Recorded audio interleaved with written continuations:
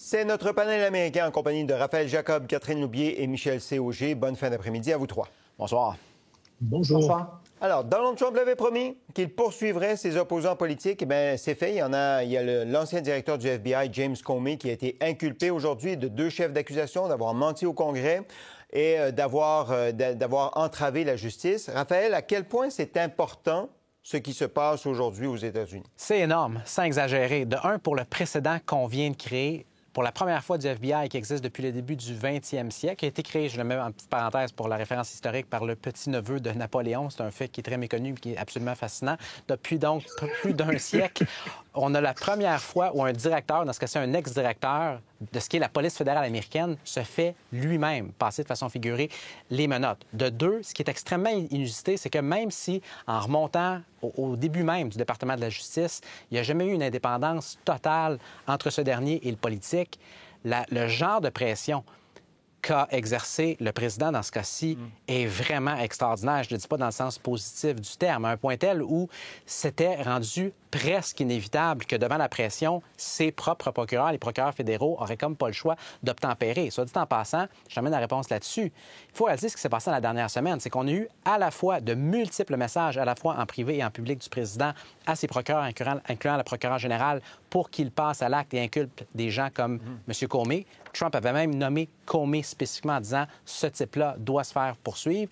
Et de 2, il avait essentiellement remplacé un procureur de carrière dans le district de l'Est de la Virginie, qui est responsable de la cause Comey, par une avocate qui n'a absolument, ou qui n'avait jusqu'à la semaine dernière, aucune espèce d'expérience comme procureur et qui était par surcroît son avocate personnelle à lui avant.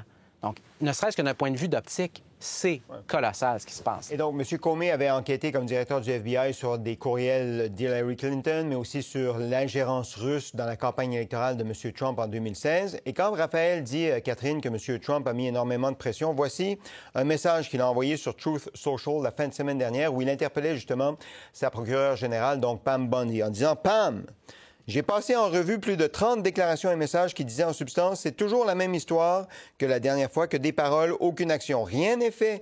Qu'en est-il de Comey, d'Adam Schiff, Laetitia? Ils sont tous coupables, mais rien ne va être fait. Nous ne pouvons plus attendre. Cela nuit à notre réputation et à notre crédibilité.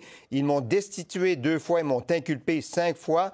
Pour rien, justice doit être rendue maintenant. » Ça ressemble comme à un texto, Catherine, que M. Trump aurait pu envoyer en privé à sa procureure générale, mais là, il l'a publié sur Truth Social. Qu'est-ce que ça veut dire sur l'aspect vengeance de ce qui se passe en ce moment? Bien, oui, justement, il est très vindicatif, en fait. Hein? Je pense que c'est beaucoup plus à propos du fait que des gens sont des ennemis de la nation. Combien de fois on l'entend utiliser « he's corrupt », la corruption, dans le système de justice. Donc, on est vraiment dans une situation... Bon, ce courriel-là, ce Truth Social-là, c'était probablement prévu, on s'entend, là. On fait dans tous les styles ces jours-ci sur le Truth Social du président. On va parler plus tard de Tylenol. Mais ce que je veux dire, c'est qu'il semble qu'il n'a qu'à calligraphier qu'il y a quelqu'un qui apparaît à ses yeux comme un ennemi de la nation pour que le département de la justice se retourne et trouve un moyen d'inculper, 5 jours plus tard, d'accuser 5 jours après quelqu'un comme Bondi. Oui, c'est quand même quelque chose. Monsieur Comey, Michel C. a publié une vidéo aujourd'hui où il se défend, évidemment. Écoutons cet extrait, puis commentons par la suite. My family and I have known for years that there are costs to standing up to Donald Trump. But we couldn't imagine ourselves living any other way. We will not live on our knees, and you shouldn't either. Somebody that I love dearly recently said that fear is the tool of a tyrant, and she's right. But I'm not afraid. My heart is broken for the Department of Justice, but I have great confidence in the federal judicial system, and I'm innocent. So let's have a trial. OK. On va avoir un procès. Est-ce qu'on peut faire confiance, Michel C., au système de justice?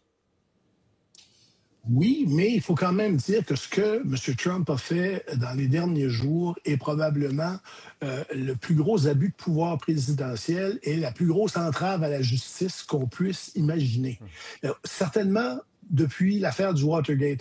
Et je suis retourné voir de quoi est-ce que Richard Nixon avait été accusé dans son procès qui n'a pas eu lieu pour destitution parce qu'il a démissionné avant. Il a été accusé d'abus de pouvoir présidentiel et d'entrave à la justice. On est exactement dans le même genre de situation. Il ne faut pas se le cacher, là.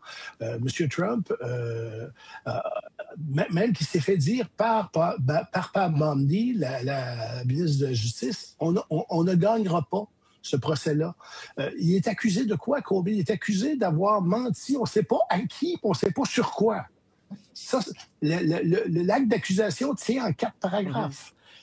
Ça ne va pas aller très loin devant un juge. Ouais, il y a des informations ça dit où en est M. Trump, là. Oui, il y a des informations qui circulent sur le fait que c'est concernant l'enquête sur les courriels de Hillary Clinton ou c'est sur le fait d'avoir coulé de l'information aux journalistes. Mais ce que vous nous dites, c'est qu'il n'y a aucune preuve avancée au moment où on se parle. Il n'y a rien d'écrit dans l'acte d'accusation. On ne sait pas à qui il a menti et on ne sait pas sur quoi.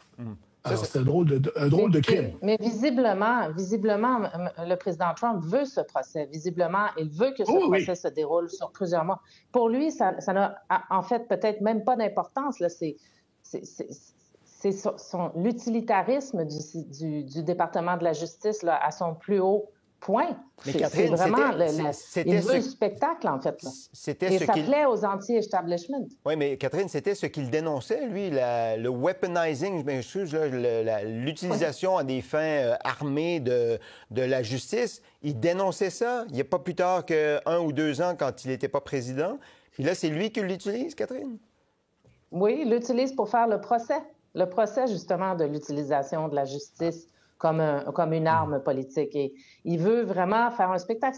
On l'a dit plusieurs fois sur ce plateau, il ébranle les institutions américaines, il les ébranle profondément pour démontrer aux Américains qui l'ont élu, voyez, je réforme ce pays, je suis en train de réformer les institutions et de sortir les corrompus, le mot qu'il préfère. Sébastien, je tiens vraiment à ajouter quelque chose là-dessus, parce que lorsque la police a débarqué à Mar-a-Lago avec la descente absolument spectaculaire, rappelez-vous, en 2022, ce que j'avais dit personnellement, c'est qu'il y a quelque chose qui est vraiment dangereux pour le climat social et démocratique aux États-Unis, dépendant quelle tournure ça prend cette affaire-là. Parce qu'avec ça et la multiplication des inculpations qu'on a eues en l'espace d'à peine quelques semaines contre Donald Trump, ça créait évidemment un énorme risque de ressac, surtout avec un type aussi vindicatif et qui se fiche aussi royalement, évidemment, des normes démocratiques et institutionnelles que ce type-là. On avance 3 ans, on a ça. Donc, je vous dis aucunement que c'est justifié. Je vous dis qu'il y avait quand même quelque chose qui était jusqu'à un certain point prévisible. Et pour ce qui est de M. Comey, il faut faire dans la nuance. C'est-à-dire que ce type-là s'est fait mettre dans la campagne de 2016 ou pendant la campagne de 2016 entre M. Trump et Hillary Clinton dans une position qui était impossible parce qu'il y avait toute l'espèce d'enquête criminelle sur le serveur privé de Mme Clinton, comment lui, comme directeur du FBI, qui est censé être indépendant, allait se positionner. Il termine cette campagne-là. Donald Trump, évidemment, est élu et dès les tout débuts du premier mandat Trump, il y a d'immenses tensions entre les deux hommes. Rappelez-vous ces fameuses images. La première fois, on les voit ensemble publiquement. Le président invite M. Comey en tant que directeur du FBI à lui serrer la main et regardez la façon de serrer la main. Autrement dit, tu vas maintenant être à mes pas. Tu vas faire ce que je veux. Et clairement, M. Comey n'avait pas tempéré. Les relations n'avaient jamais été bonnes. Et après moins de 6 mois, Trump l'avait congédié. Ça avait mené à une crise qui a consommé la moitié de son premier mandat. Donc, il y a immensément d'animosité encore après toutes ces années-là. Michel, un des arguments du président, c'est de dire « Moi, on m'a poursuivi pendant que je n'étais pas président. Moi, j'ai fait face à la justice et on a utilisé la justice à des fins politiques. » Est-ce qu'il a un point là-dessus ou il n'a pas de point? Il n'y a pas de ministère de la vengeance dans l'organigramme américain, il y a juste un ministère de la justice. Alors, lui, il est clair, et il l'a dit, c'est entre guillemets, là, j'ai eu de soif de vengeance que je veux assouvir. Alors, à un moment donné, le président des États-Unis doit être un peu au-dessus de la mêlée quand même. Sinon, il commet le crime d'entrave à la justice. Évidemment, on est tellement polarisé actuellement qu'il n'y aura pas, comme en 1974, une procédure menée par les républicains eux-mêmes pour destituer le président. Ça n'arrivera pas. Le pays a beaucoup changé en 50 ans. Mais la réalité, c'est que dans un système, n'importe quel système démocratique, quand l'exécutif prend la place du judiciaire, il y a un vaste problème. Voilà, en principe, il y a la séparation des pouvoirs qui est un principe fondamental de la démocratie. Donc, à suivre. M. Trump était de passage à l'ONU cette semaine, un passage plutôt remarqué. Écoutons certains moments de son discours. Everyone says that I should get the Nobel Peace Prize for each one of these achievements. What I care about is not winning prizes, it's saving lives. I ended 7 wars, dealt with the leaders of each and every one of these countries, and never even received a phone call from the United Nations offering to help. The United Nations is funding an assault on Western countries and their borders. The UN is supposed to stop invasions, not create them. Your countries are going to hell. OK, Catherine, c'est un peu comme si j'allais chez vous puis que je vous disais que vous vous comportez mal, que vos décisions sont mauvaises, que vous êtes en train de vous détruire. Pourquoi il a fait ça devant les Nations unies, Catherine? Bien, premièrement, il aime haïr les forums multilatéraux, hein, et spécifiquement les Nations unies, parce qu'il dit, les Nations unies, vous dites faire beaucoup pour la guerre, mais en fait, vous me laissez seul, vous n'aidez pas mon effort pour régler ces guerres-là. Au contraire, il a été vraiment cru et très énergique aussi sur les changements climatiques.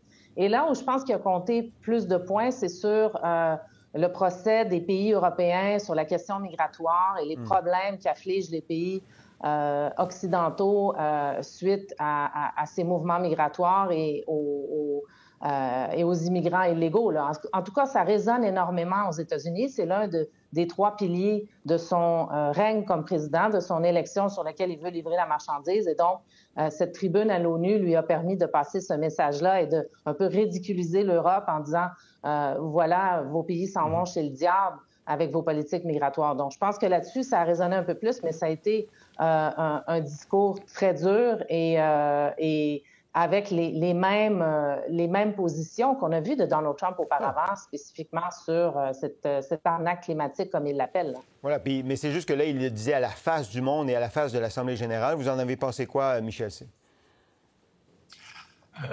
D'abord, il a pris 4 fois le temps qui lui était accordé. Tous les autres chefs d'État, M. Macron, les autres, ont pris le temps qui leur était accordé. Lui, c'est 4 fois. Et il a insulté tout le monde. Et moi, j'ai beaucoup ri sur une chose. C'est l'incident de l'escalier mobile, où il a dit, il me doit des excuses, puis je devrais les poursuivre. Et on apprend que finalement, c'est un vidéaste qui travaille pour la Maison-Blanche qui, par inadvertance, a actionné l'arrêt de l'escalier mobile.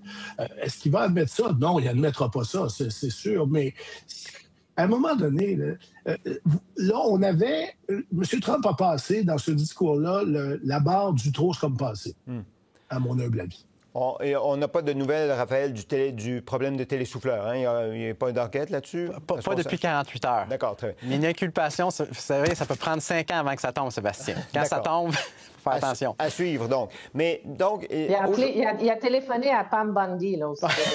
Peut-être qu'il va lui envoyer un autre message public en fin de semaine.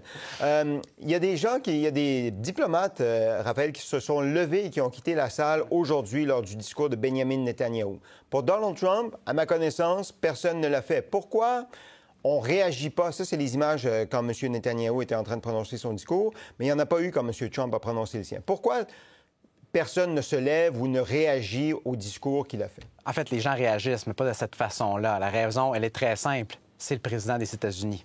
Il est dans une ligue qui est complètement à part. C'est un simple fait de 1, de 2. Simplement pour enchérir rapidement, de façon ludique, mais quand même aussi illustrative sur le propos de Michel, sur la fameuse question de l'ascenseur. Michel mentionnait le fait que Donald Trump a pris 4 fois le temps qui lui était alloué.